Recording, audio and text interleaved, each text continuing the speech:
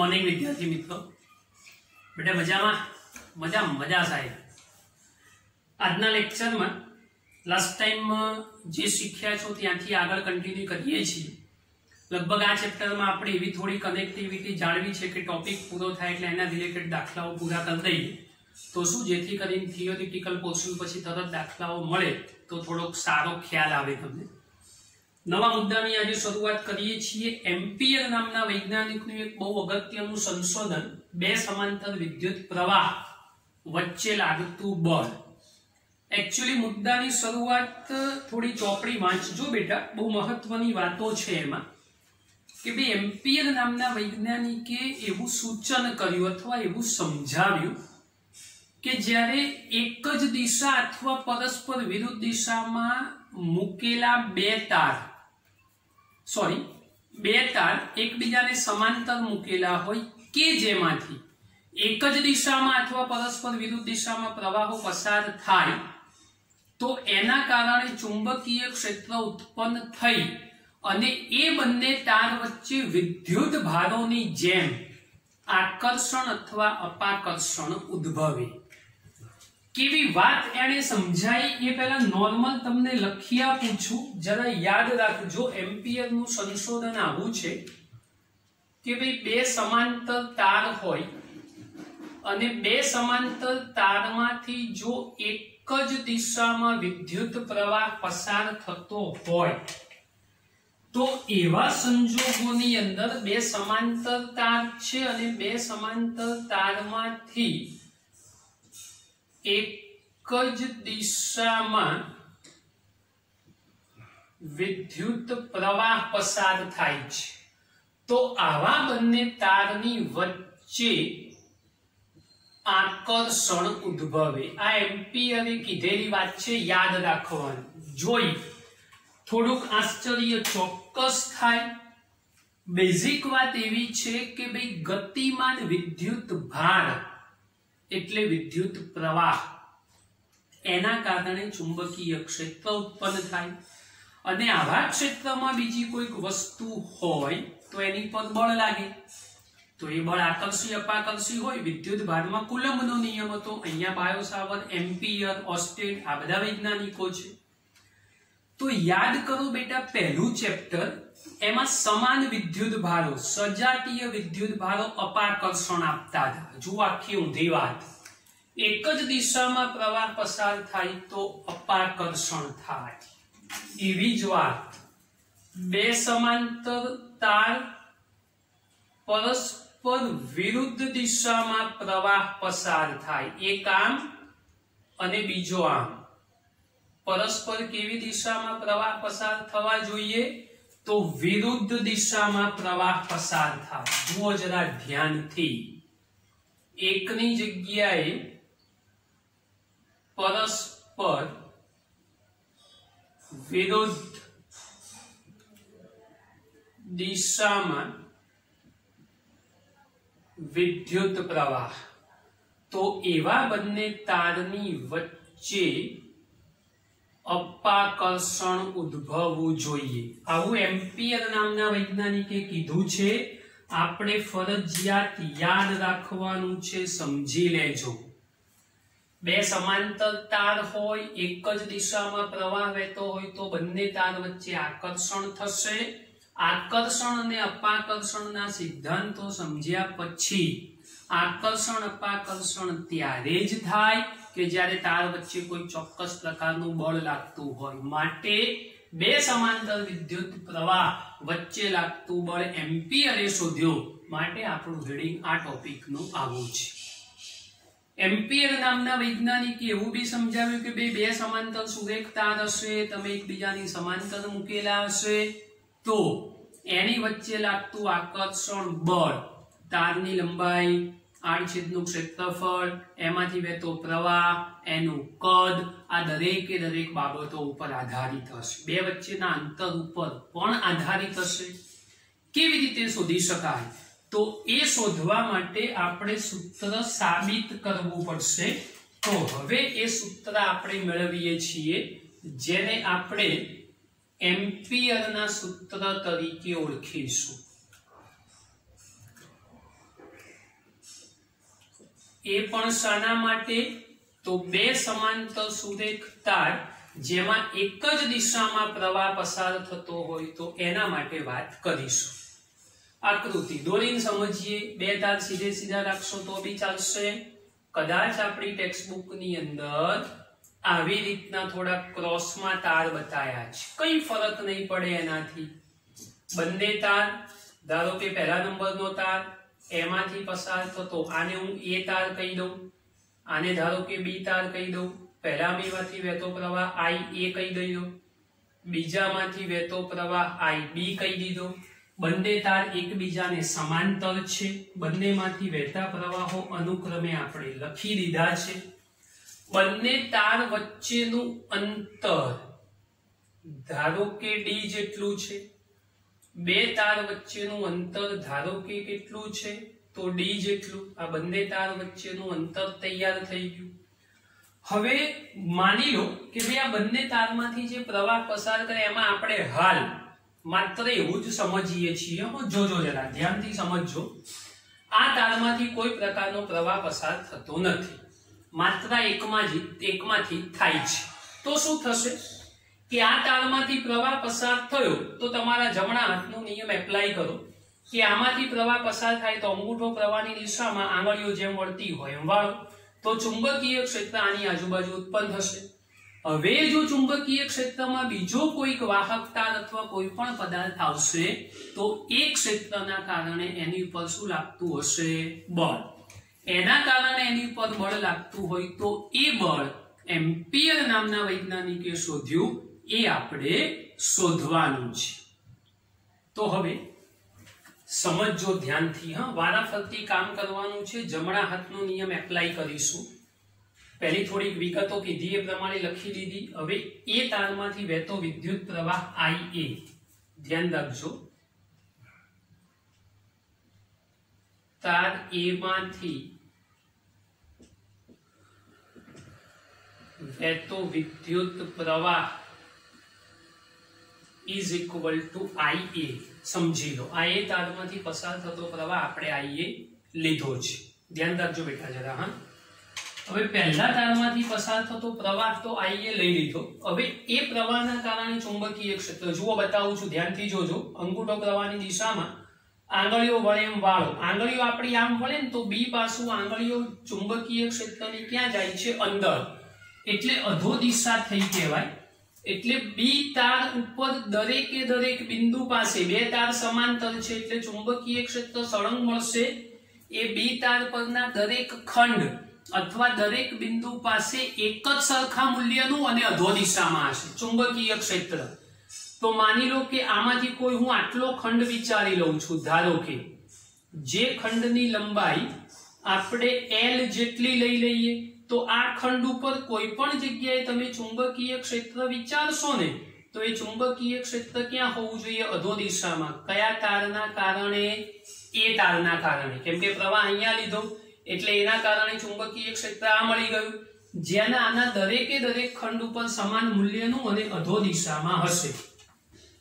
એ ચુંબકીય ક્ષેત્ર જો મારે શોધવું હોય તો તાર બી પર લાગતું અથવા ઉદ્ભવતું, વધારે સારો શબ્દ, ઉદ્ભવતું ચુંબકીય ક્ષેત્ર. તાર વાળું ઉદાહરણ નંબર 8 નું સૂત્ર આપણી પાસે સમજજો જરા. B is equal to μ0I upon 2 pi r સૂત્ર પરથી આપણે ઉપયોગ કરીશું. આ સૂત્ર આપણે જાણીએ છીએ. હવે કોની ઉપર ચુંબકીય ક્ષેત્ર ઉત્પન્ન થયું? બી ઉપર. એના કારણે, એટલે બી ઉપર ચુંબકીય ક્ષેત્ર એના લીધે, એટલે BA is equal to μ0. ચલો I ની જગ્યાએ શું લખશો અને 2 pi r ની જગ્યાએ શું લખશો? તો 2 pi r એની જગ્યાએ તો તમે બે વચ્ચેનું અંતર d લખશો, પ્રોબ્લેમ સોલ્વ. મહત્વની વાત આ છે, I બરાબર શું લખશો બેટા? તો ચુંબકીય ક્ષેત્ર બી ઉપર પણ તારમાંથી વહેતો પ્રવાહ એ વાળો, એટલે અહીંયા શું લખવું પડશે? IA. આ તમારું પહેલા નંબરનું સમીકરણ તૈયાર થયું, જે તમને સમજ પડવી જોઈએ. બહુ જ મહત્વની વાત. આ ઇક્વેશન નંબર 1 આપણું નોર્મલ તૈયાર થઈ ગયું પહેલા તારમાં પ્રવાહ, એના કારણે આની અંદર ઉત્પન્ન થતું ચુંબકીય ક્ષેત્ર. આ ચુંબકીય ક્ષેત્રના કારણે લાગતું બળ, જોજો ચુંબકીય ક્ષેત્રના કારણે લાગતું બળ એ લંબ સ્વરૂપમાં જ હોવું જોઈએ. એટલે આ બળ જે તૈયાર થશે તમારું F, કોની ઉપર બળ લાગવાનું? B ઉપર. કોના કારણે? A ના કારણે. તો તેથી ઉદ્ભવતું બળ FBA, સમજો B ઉપર બળ લાગશે, A ના કારણે લાગશે. ચલો બળ માટેનું સૂત્ર આપણી પાસે નોર્મલ I × L × B, પણ I × L × B માં લંબ સ્વરૂપ તો છે જ, એટલે થીટા 90 લઈ લઈએ, ડાયરેક્ટ પૂરું કરી દઈશું. B ની જગ્યાએ આપણે જે તારના કારણે ઉત્પન્ન થાય છે એ વાત, અને આ જે પ્રવાહ આપણો ઉત્પન્ન થયો એ પ્રવાહ એ B તારનો હોવો જોઈએ, માટે IB લખીશું. તો શું થશે? IBL, BA ની જગ્યાએ આ કિંમત μ0 IA છેદમાં 2πd, સૂત્ર થશે μ0 IA IBL upon 2πd. FBA FB, આ સૂત્ર તૈયાર થઈ ગયું. Equation number 2. સાહેબ આ પ્રશ્ન આ રીતે સોલ્વ ના કરવો હોય અને અમે એવું વિચારીએ કે ભાઈ પહેલા B તાર લો પછી એ ઉપર કરો તો કોઈ જ પ્રોબ્લેમ નથી, કોઈ ઇશ્યુ નહીં આવે. ફરક એક પડવાનો, કેવો? જમણા હાથનો નિયમ એપ્લાય કરો. B માં ચુંબકીય ક્ષેત્ર અધો દિશામાં, અહીં જુઓ ચુંબકીય ક્ષેત્ર બહારની બાજુ એટલે ઉર્ધ્વ દિશામાં મળશે. તો આખું રિવર્સ સૂત્ર તમે વાપરો તો દિશા બદલાઈ જશે. તો એ જ રીતે FAB લખવું હોય તો -μ0 IAIBL upon 2πd થઈ જશે. ફરક તો કોઈ જ નહીં પડવાનો. ન્યૂટનની ગતિના ત્રીજા નિયમનું સંપૂર્ણ પાલન થવાનું. તો 2 અને 3 પરથી FBA is equal to -FAB થશે. તો આ બી એક બહુ મહત્વની વાત છે બેટા. તો જ્યારે બે સમાંતર સુરેખ તાર સમાન લંબાઈ, અનંત લંબાઈ, લગભગ સરખા, એવા સંજોગોમાં એની અંદર ઉત્પન્ન થતું ચુંબકીય બળ μ0 IAIBL upon 2πd. તમે 1 2 ધારો તો I1 I2 લઈ લેવાનું, એનાથી કોઈ ફરક પડતો નથી. આ સૂત્ર એમ્પિયર નામના વૈજ્ઞાનિકે શોધ્યું, માટે આને એમ્પિયરના સૂત્ર તરીકે ઓળખી શકાય. અત્યંત અગત્યનું અને મહત્વનું સૂત્ર. સમજો, સૂત્ર તો પૂરું થઈ ગયું. અહીંયા થોડીક નવી વાતો કરવી હોય તો કરી શકાય. ખબર બી છે આપણને, ઓલરેડી મેં તમને શરૂઆતમાં સમજાવી દીધું કે ભાઈ સમાન દિશામાં પ્રવાહ તો આકર્ષણ, પરસ્પર વિરુદ્ધ દિશામાં પ્રવાહ તો અપાકર્ષણ. એમ્પિયરનું સંશોધન. આજ ફોર્મ્યુલાને થોડુંક આવું બી સમજવું હોય તમારે. સમીકરણ 2 પરથી હવે FBA અને FAB નહીં લખતો, ખાલી F/L is equal to μ0 IAIB upon 2πd. તો F/L યાદ કરો શું કહેવાય ભાઈ? આને એકમ લંબાઈ દીઠ લાગતું બળ. તો એ સૂત્ર આવું થઈ જશે μ0 IAIB upon 2πd. એટલે એકમ લંબાઈ દીઠ લાગતું બળ જો શોધવું હોય તો એ બળ આ સૂત્ર વડે શોધી શકાશે. એકમ લંબાઈ દીઠ લાગતા બળ માટેની આ વાત છે.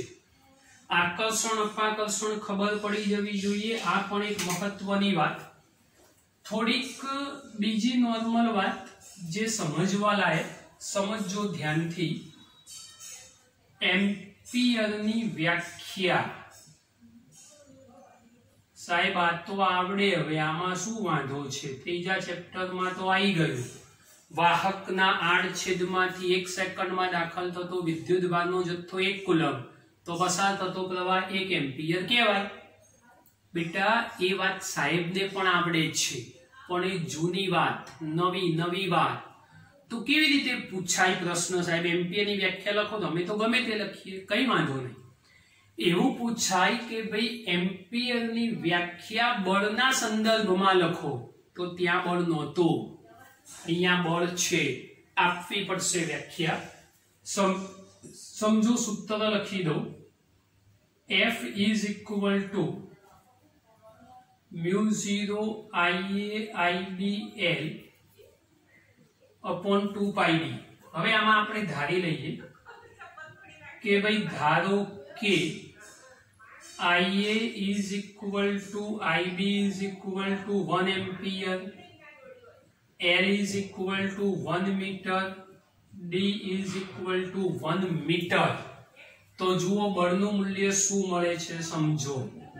F બરાબર μ0 ની જગ્યાએ 4 pi into 10⁻⁻⁷ 1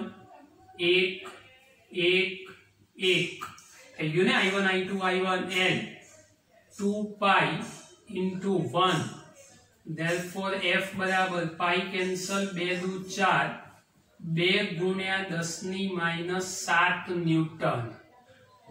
સમજો જરા ધ્યાનથી, 2 into 10⁻⁷ ન્યૂટન આ બળ આપણને પ્રાપ્ત થયું। સમજી લો બેટા, બહુ જ અગત્યની વાત મળી આ રહી છે। બળ મળી ગયું આપણી પાસે, F બરાબર 2 ગુણ્યા 10⁻⁷ ન્યૂટન। વ્યાખ્યાના શબ્દો સમજો, એમ્પિયરની વ્યાખ્યા આપવાની છે। બે સમાંતર સુરેખ વાહક તારમાંથી પસાર થતો પ્રવાહ સમાન હોય, એ બંને એક જ સરખા અંતર અને બંને વચ્ચેનું અંતર સમાન હોય, લંબ અંતર કો તો બી ચાલે, અને એકમ લંબાઈ દીઠ એમાં ઉત્પન્ન થતું બળ 2 ગુણ્યા 10⁻⁷ ન્યૂટન હોય। બધું ધાર્યા પછી મળ્યું। આ બધી વાતોને આપણે ભેગી કરીશું। સમજવાનું અહીંયા લખવાના શબ્દો ચોપડીના પ્રોપર શબ્દો, ધ્યાન રાખજો જરા। તો મહત્વની વાત એ થશે કે ભાઈ એકમ લંબાઈ દીઠ બે સમાંતર સુરેખ વાહક તારમાં સમાન લંબ અંતરે આવેલા, બે સમાંતર સુરેખ વાહક તાર સમાન લંબ અંતરે આવેલા કે જેમાંથી એકમ લંબાઈ દીઠ ઉત્પન્ન થતું ચુંબકીય બળ 2 ગુણ્યા 10⁻⁷ ન્યૂટન હોય, તો તેમાંથી પસાર થતો વિદ્યુત પ્રવાહ 1 એમ્પિયર કહેવાય। તો બળના સંદર્ભમાં એમ્પિયરની વ્યાખ્યા પૂછે તો ફરજિયાત આજ લખવી પડશે, યાદ રાખજો। આપણો આ ટોપિક અગત્યનો છે। આ પૂરો થાય પછી ટેક્સ્ટબુકમાં રંગીન બોક્સમાં થોડીક માહિતી આપેલી છે, બેટા વાંચજો, તમારું નોલેજ વધારવા માટે ફાયદાકારક છે। નોલેજ વધારવા માટે ફાયદાકારક છે। વાંચવાથી નુકસાન નહીં થાય, 5-10 મિનિટ વાંચશો તો ફાયદામાં જ રહેશો। પણ આ પ્રશ્નની રિયાલિટી તમને સમજાઈ દીધી, સૂત્ર યાદ રાખજો। હવે એના રિલેટેડ બે દાખલાઓ છે, એ અત્યારે જ સોલ્વ કરી દઈએ છીએ। ચાલો બેટા, એના રિલેટેડ બે દાખલાઓ ગણવાના છે, સ્વાધ્યાય 4.7 અને 22। રકમ વાંચવામાં તકલીફ પડે, ખોટું ના વંચાય, ચશ્મા પહેર્યા નથી એટલે ડિટેલ લખી દીધી છે। હવે રકમ વાંચું છું, કદાચ કંઈ ભૂલ થાય તો લખેલું છે, ચિંતા ના કરતા। સ્વાધ્યાય 4.7, 4 સેન્ટીમીટર અંતરે રહેલા d is equal to 4 centimetre, મીટરમાં રૂપાંતર કરી દીધું। બે લાંબા સીધા સમાંતર તાર A અને B માંથી 8 એમ્પિયર અને 5 એમ્પિયર વિદ્યુત પ્રવાહો એક જ દિશામાં, IA અને IB નામ આપ્યા સૂત્ર પ્રમાણે, તમે 1 2 પણ આપી શકો છો, એક જ દિશામાં પસાર થાય। તાર A ના 10 સેન્ટીમીટર લંબાઈના વિભાગ પર લાગતું બળ એટલે L is equal to 10 centimetre, એની ઉપર લાગતું બળ શોધવાનું છે। સૂત્ર તો બેટા ઉપર લખેલું છે, બહુ ગભરાવાની જરૂર નથી, સીધી સાદી વાત, નોર્મલ સૂત્ર F બરાબર μ0 Ia IBL એના છેદમાં 2 pi d। હવે કિંમત તો તમે મૂકી જ શકશો, અહીંયાથી મારે શીખવાડવાની કોઈ જરૂર નથી। આપણા નિયમ પ્રમાણે તમે જાતે કામ કરી દેશો માટે આપણે લખી દઈશું સંપૂર્ણ સેલ્ફ. કોઈ ગભરાવાની જરૂર નહીં. μ0 નું મૂલ્ય જાણો છો. આઈએ આ બી આપેલા છે. l બરાબર 10 સેન્ટીમીટર, d બરાબર આટલા. કિંમત મૂકો, કેલ્ક્યુલેટર કાઢો, સાદું રૂપ આપો, જવાબ તૈયાર થઈ જશે. યાદ રાખજો, સીધી સાદી વાત, નોર્મલ ગણતરી, અગત્યનો પ્રશ્ન, સૂત્ર યાદ હોવું જોઈએ. ચાલો બેટા, પહેલા કરતા થોડોક ડિફિકલ્ટ પ્રશ્ન ખાલી સમજવાનો છે તમારે ધ્યાનથી. 22મો દાખલો સ્વાધ્યાયનો. ચોપડી તૈયાર, રકમમાં ધ્યાન. કારની બેટરીને તેને ચાલુ કરતી મોટર સાથે જોડતા તાર 300 એમ્પિયર વિદ્યુત પ્રવાહ વહન કરે છે થોડાક સમય માટે. બેટરી સાથે તાર જોડાય તો સામાન્ય રીતે બે તાર હોય, એક પોઝિટિવ સાથે ને એક નેગેટિવ સાથે. આ યાદ રાખજો કાયમ માટે, ભૂલ ના થવી જોઈએ. દાખલા તરીકે દોરીને સમજો તો આ બેટરી છે અને માની લો કે ભાઈ બેટરી સાથે અહીંયા આપણે આવી મોટરનું કનેક્શન કરેલું છે. અને હવે મોટરનું કનેક્શન કરેલું હોય બેટરી સાથે તો પ્રવાહની રૈવાજિક દિશા આમ થશે ધનથી ઋણ. તો આ મોટરના બે છેડાઓ છે, ધારો કે A અને B. તો જુઓ, આ A તરફ જોડાણ થયું, આ પ્રવાહ આગળ વધારી દીધો, આ રીતે પ્રવાહ આપણો પૂરો થયો. સમજો જરા, આ પોઝિટિવ છે, આ નેગેટિવ છે. થોડી સમજ પડે એટલા માટે આવું દર્શાવેલું છે, ધ્યાનથી સમજવાનું છે. હવે આ તાર 70 સેન્ટીમીટર લાંબા હોય, L બરાબર 70 સેન્ટીમીટર લખેલું છે, મીટરમાં રૂપાંતર કર્યા છે. તેમની વચ્ચેનું અંતર 1.5 સેન્ટીમીટર હોય. તેમની વચ્ચેનું અંતર 1.5 સેન્ટીમીટર, મીટરમાં રૂપાંતર કરી દીધું. તો એકમ લંબાઈ દીઠ તારો વચ્ચે લાગતું બળ F/L શોધવાનું છે. આ બળ આકર્ષી હોય કે અપાકર્ષી, આ બહુ મહત્વની વાત છે. સમજો, તાર છે અને બેટરી સાથેનું જોડાણ હોય તો વહેતો પ્રવાહ તો સમાન જ થશે, કોઈ જ ફરક નહીં પડે. તો બેટા આપણું સૂત્ર તો આપણે આ જ વાપરીશું. F is equal to μ0 I1 I2L upon 2πd. પણ અહીંયા આગળ I1 I2 એ I જેટલા જ થવા જોઈએ, કેમ કે શ્રેણીમાં છે ને પ્રવાહ તો સરખો થઈ જશે, એટલે 300 એમ્પિયર. F/L તમારે જોઈએ તો F/L is equal to μ0 I1 I2 upon 2πd. આની કિંમત મૂકીને સાદું રૂપ આપશો એટલે ચોક્કસ પ્રકારનો જવાબ મળશે. આ જવાબ મેળવ્યા બાદ અહીંયાથી નક્કી કરવું પડશે કે આ બળ આકર્ષી હશે કે અપાકર્ષી. હવે સમજો, આ તો એકમ લંબાઈ દીઠ બળ મળ્યું, આ જવાબ નથી મળ્યો તો સાહેબ આ 70 નું શું કરવાનું? એનો તો તમે ક્યાંય ઉપયોગ જ નથી કરો, તો એનો ઉપયોગ તો આપણે કરવો પડશે ને. એ ઉપયોગ નહીં કરો તો નહીં ચાલે, એ ઉપયોગ તો કરવો જ પડશે તમારે. તો હવે સાહેબ આ તો F/L, તો 70 નું શું કરવાનું? રકમ ઉપર ફોકસ કરો. ફરી વાંચું છું, આ તાર 70 સેન્ટીમીટર લાંબા હોય અને એમની વચ્ચેનું અંતર આટલું હોય તો આ એકમ લંબાઈ દીઠ મળ્યું. 70 સેન્ટીમીટર લંબાઈ માટે નથી મળ્યું, તો 70 સેન્ટીમીટર લંબાઈ માટે શોધવું પડશે. તો નોર્મલથી રાશિ લખવી પડશે. કેવી?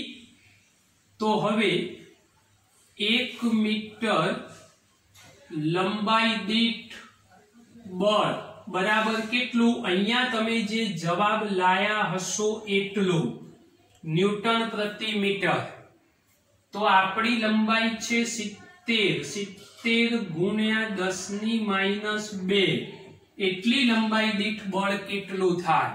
તો એ ફાઇનલ બળ તમારે શોધવાનું આવશે.